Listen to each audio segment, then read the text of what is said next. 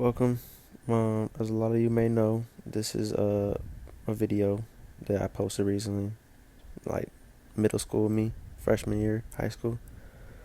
But welcome to the Jeremy versus Jllama documentary, basically low budget style. Uh, it's back in like 2017. But basically, what I'm trying to do with this, I didn't really put too much thought, but I thought like, dang, I need to do something like this.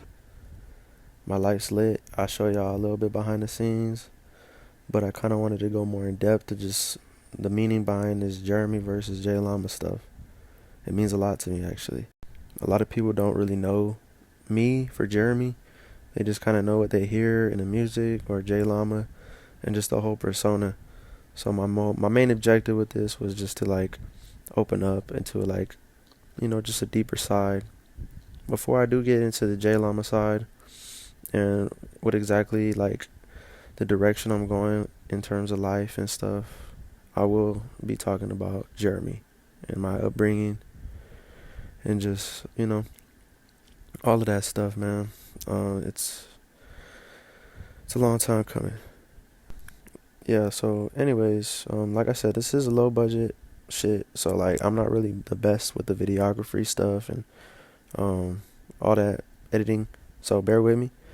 But let's get it started. This will be the cover art to the Jllama LP2. But yeah, I mean, I'll try to keep it as short and sweet as possible. I had an upbringing. I love my family. I'm very family oriented. My parents were separated at an early age. I won't really be getting into all of that stuff, but it does play a big part into like how my mentality is. I feel like nowadays, and this is my Thea right here. I'm at her wedding. I think I was like the ring bearer or the flower boy. I forget what. I don't know. Make fun of me because I forget which the boy does and what the girl does. Shout out my gramps.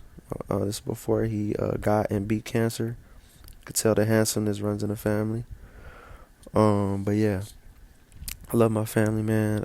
My family's big in like business and music and just everything. It's like 2 in the morning. Me doing this part. I'm starting it off. I will be doing sections. I'm gonna see what I end up doing with it, man. But realistically, it's just like a big thank you to everybody that supported me, my family, friends. October 7th is my album, more than likely my last one as Jllama, for reasons that I will be getting into. To start, I feel like I've reached a point in my life where I do need to be more mature. Um, and Jllama just isn't the epitome of that. He's the epitome of actually the opposite. As much as I love the guy, and as crazy as I may sound talking about it like in the third person, because Galaxy was just telling me this earlier, I it's like two different people. Jeremy and Jllama are two different people. If you can't tell, I'm kind of freestyling this whole thing, this whole documentary thing, just getting stuff off my chest, but because I'm kind of on crunch time. But anyways, to kind of piggyback off of that, I really do love making music, whether I'm Jeremy or Jllama. Music is in my blood. I love it. It's a form of therapy for me, and it always has been ever since I started. The thing that kind of had me fucked up is what it became, what Jllama became. Now, when I started making music off, SoundCloud and just uploading shit, it was just off of passion, man. I was just doing it off my phone, no ego involved. I loved what it was doing, but I also fell in love with the uh, the flashiness of it, man. Honestly, and it started creating a problem that I just did not recognize.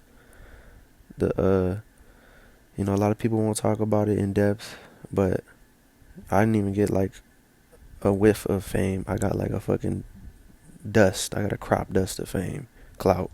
Now, what do you mean by that, Jeremy Jllama? You may ask. Basically, I just let the shit get to my head real fast. I got a little money off, merch and a little bit of features and just streams, and I saw the numbers, and I was just like, whoa, I might be that guy. And if it may appear that way, but I let it get to my head, regardless if I was that guy or am that guy or what people may say. I know it sounds like I kind of regret Jllama or just anything of this little career that I've developed. And honestly, in ways, I do. Because the lover boy inside of me died, it seems like. And this ain't no cry for help. This is just like recollection. I say the lover boy in me died because, like, I always used to believe in love and stuff. And I feel like when Jllama was born, it was like a monster was born. And I just was all about living that rapper lifestyle. I saw what it does. I saw what it did to women. Saw how it made groupies. I saw what it did to people. And I was just like, I hurt people, man. I hurt people that I shouldn't have hurt, that didn't deserve it. And I feel bad now looking back on it. And it eats at me.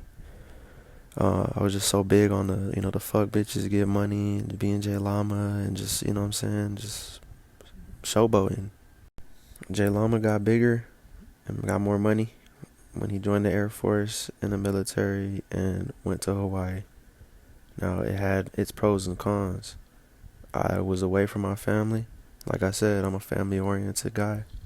I was in one of the most toxic things I ever witnessed in life.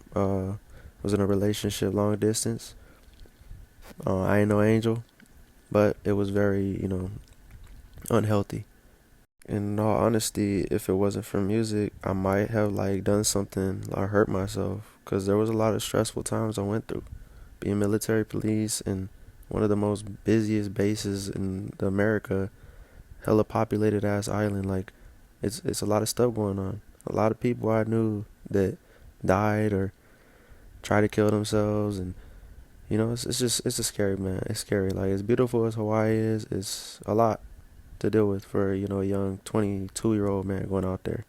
I was very luckily, blessed to have a lot of people visit me, family and friends, and I love y'all for doing that, man. Felt bad for the people that didn't, because they would have saved a lot of money when I was there, but it's all good.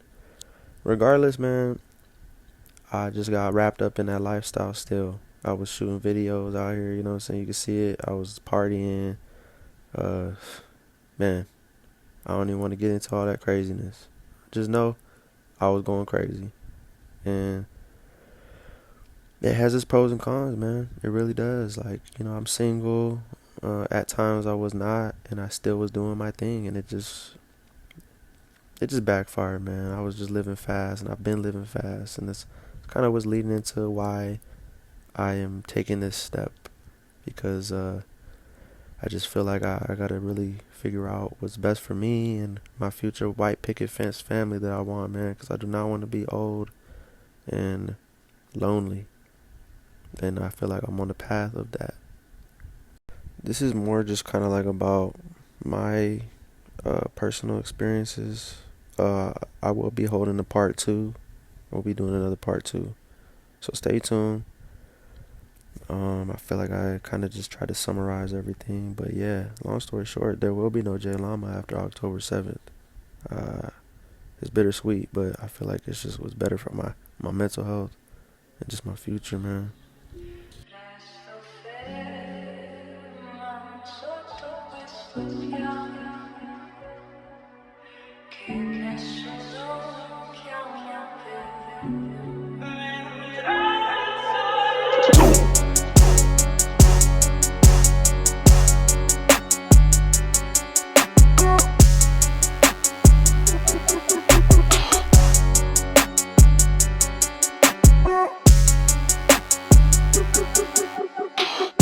Yeah, I did gatekeep the hardest track on the fucking album. Yup, I had to save this one. I trust that beat alone is a dead giveaway that that's a banger. Stay tuned, y'all. Episode 2 coming out soon.